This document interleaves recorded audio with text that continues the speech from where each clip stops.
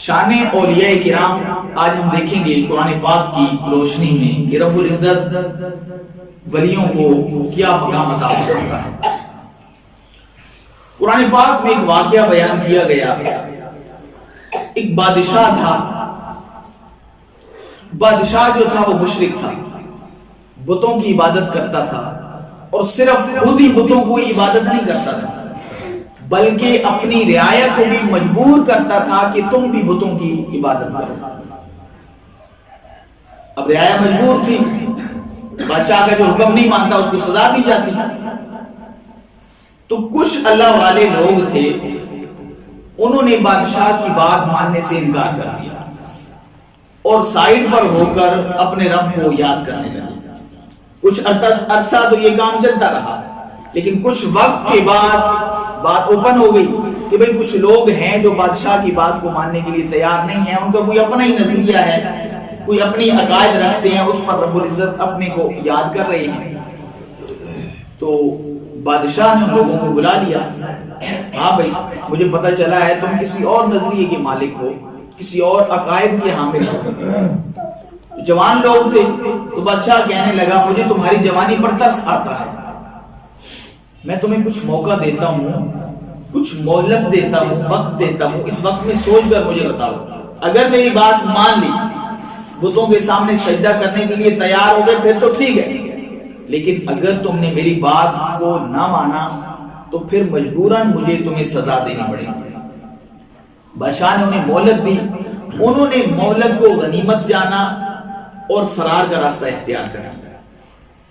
کچھ لوگ تھے، انہوں نے سوچا کہ بھئی کہیں بادشاہ سے چھپ جاتے ہیں، تو انہوں نے ایک غار کو دیکھا، کہا چلو رات کہیں بھی گزارتے ہیں، کچھ وقت یہاں پر گزارتے ہیں اور پھر اگلا پلان جو ہے، اگلا پروگرام بعد میں تیار کریں۔ وہ غار میں چلے گئے، غار میں گئے تو رب العزت کی طرف سے ان پر سکینہ نازل ہوا، اونگ نازل ہوئی اور وہ سو گئے۔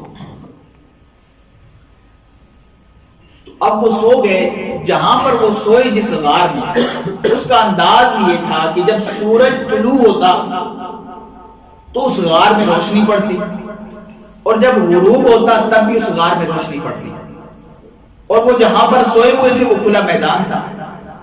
اب قرآن پاک اس نقشے کو بیان کرتا ہے کہ ان کی غار کا انداز یہ تھا کہ سورج طلوع ہوتا تب بھی شعاعیں اس غار میں پڑتی، جب غروب ہوتا تب بھی شعاعیں اس غار میں پڑتی۔ تو لازمی بات ہے جب روشنی پڑے تو انسان تنگ ہوتا ہے، سوتے ہوئے انسان پر روشنی اگر پڑے تو وہ بیدار ہو سکتا ہے۔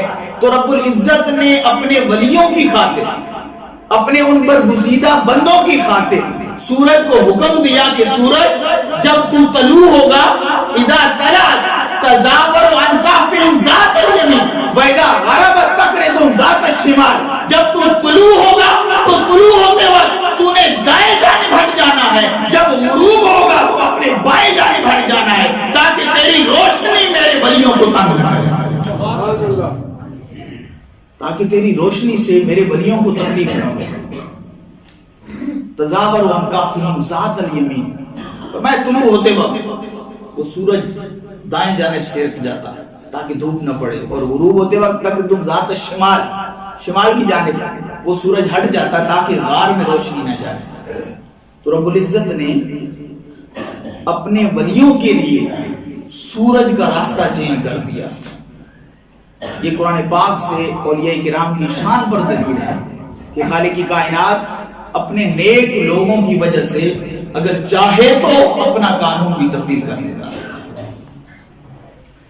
اب بعض لوگوں نے اپنی خباثت کا اظہار کرتے ہوئے یہاں پر یہ بات کہی، اور یہ کرام کی شان کا انکار کرتے ہوئے اس بات کو ذکر کیا کہ بھئی یہ جو سورج کا چلنا جو تھا نا، یہ اپنی عام روٹین پر تھا، سورج نے راستہ چینج کوئی نہیں کیا، ٹھیک ہے۔ وہ غار کی سمت ہی ایسی تھی کہ سورج جب گزرتا تو دائیں ہو جاتا، جب غروب ہوتا تو بائیں ہو جاتا، یہ سمت تھی، اور راستہ جو سورج کا تھا وہ بنتا ہی اس طرح تھا، صرف ان کی وجہ سے سورج نے راستہ چینج نہیں کیا۔ بعض لوگوں کا یہ خیال ہے، تو اس کا جواب سنیے۔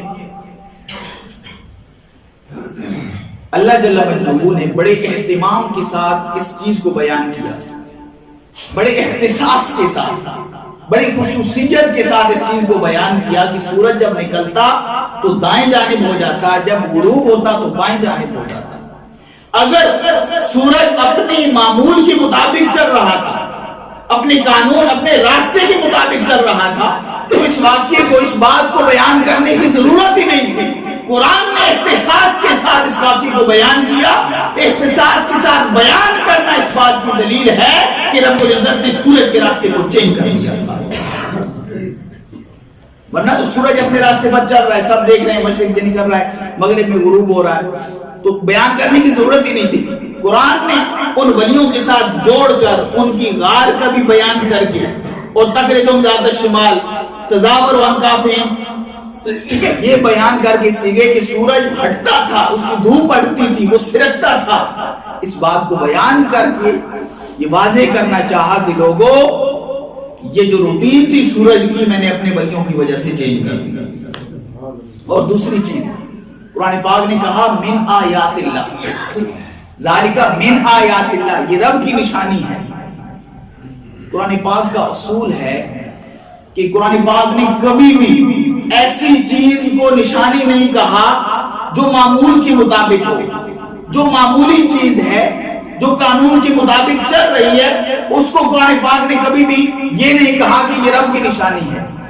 جب بھی کبھی کوئی خارق عادت فعل پیش آیا، کو خلاف عادت واقعہ پیش آیا، تو تب قرآن نے کہا کہ یہ رب کی نشانی ہے۔ عیسیٰ علیہ السلام بنا باپ کے پیدا ہوتے ہیں، خلاف قانون تھا، قرآن کہتا ہے یہ رب کی نشانی ہے۔ مریم سلام اللہ علیہا کو بے موسمہ پھل عطا کیا جاتا ہے، بے موسمہ، تو قرآن قانون کے خلاف تھا، رب العزت نے فرمایا یہ میری نشانی ہے۔ اسی طرح یہ واقعہ رب العزت نے فرمایا یہ میری نشانی ہے۔ تو بتانے کا مقصد یہ ہے کہ رب العزت نے تب ہی کسی چیز کو نشانی کہا کہ جب وہ قانون کے خلاف تھی۔ صالح علیہ السلام کی اونٹنی پہاڑ سے نکلتی ہے، رب العزت نے فرمایا یہ میری نشانی ہے۔ جو معمول کے مطابق چیز تھی اس کو نہیں کہا گیا کہ یہ میری نشانی ہے، جو خلاف عادت چیز پیش آئی اس کو کہا گیا کہ یہ میری نشانی ہے۔ تو یہ میری نشانی کہنا، اس واقعے کو من آیات اللہ کہنا، اس بات کی دلیل ہے کہ ولیوں کی وجہ سے رب العزت نے سورج کو حکم دے رکھا تھا جب تو طلوع ہوگا تو دائیں جانب ہٹے گا، جب غروب ہوگا تو بائیں جانب ہٹے گا۔ تو یہ خلاف عادت ایک عمل تھا، اس وجہ سے خالق کائنات نے اس طرف اشارہ کیا کہ سورج اپنے راستے سے میرے ولیوں کی وجہ سے ہٹا ہے۔ آگے فرمایا من یہد اللہ فہو المہتد، لوگوں جس کو رب ہدایت دیتا ہے نا وہی ہدایت پا سکتا ہے۔ من یہد اللہ، جس کو رب ہدایت دیتا ہے وہی ہدایت یافتہ بن سکتا ہے۔ تو پتہ چلا جو اس واقعے کا انکار کریں گے فرمایا ان کو ہدایت نہیں ملے گی، جو اقرار والے لوگ ہیں ہدایت صرف انہی کا مقدر بنے گی، اور جن کو رب توفیق دے گا یہ بات ماننے کی فرمایا ہوا محتد وہی ہدایت یافتہ۔ اور آگے فرمایا وَمَنْ يُضْلِلْ فَلَنْ تَجِدَ لَهُ وَلِيًّا مُرْشِدًا، اور جس کو رب گمراہ کر دے، فرمایا جس کو رب گمراہ کر دے فَلَنْ تَجِدَ لَهُ، فرمایا میرے پیغمبر آپ اس کے لیے نہ کوئی ولی پائیں گے نہ کوئی مرشد پائیں گے۔ دونوں لفظوں کو اکٹھا بیان کیا، ولی اور مرشد۔ فرمایا جو ولی ہوگا وہی مرشد ہوگا، جو مرشد ہوگا وہی ولی ہوگا، دونوں کو جوڑ کر بیان کیا۔ فرمایا جس کو ہدایت دینی ہے اس کے ولیوں کی سنگت عطا ہوگی، اس کو ولیوں کا معیت عطا ہوگا، اور جس کو ہدایت نہیں دینی اس کو نہ کوئی ولی ملے گا نہ کوئی مرشد ملے گا، وہ ساری زندگی بھٹکتا پھرے گا، ساری زندگی ہاتھ چھانتا پھرے گا، نہ اسے کوئی ولی ملے گا نہ اسے کوئی ولی کی معرفت نصیب ہوگی۔ جس کو رب نے ہدایت دینی ہوگی اسے ولی بھی ملے گا، ولی کی معرفت بھی نصیب ہوگی۔ فرمایا وَمَنْ يُضْلِلْ فَلَنْ تَجِدَ لَهُ وَلِيًّا مُرْشِدًا، اس کو رب گمراہ کر دے فلن تجد لہ، آپ اس کے لیے نہ ولی پائیں گے نہ مرشد پائیں گے. اور جس کے پاس ولی ہو، جس کے پاس مرشد ہو، فرمایا سمجھ لو کہ وہ رب کی طرف سے ہدایت یافتہ ہے. تو اس لیے اللہ جل مجدہ نے یہاں پر اولیاء کرام کی کرامت اور شان کو بیان کر کے اس طرف اشارہ کیا کہ اولیاء کرام کی جو سنگت ہے، اولیاء کرام کی جو معیت ہے، جو لوگ اس معیت میں آ جاتے ہیں، رب العزت کی طرف سے انہیں ہدایت کا موقع عطا کیا جاتا ہے.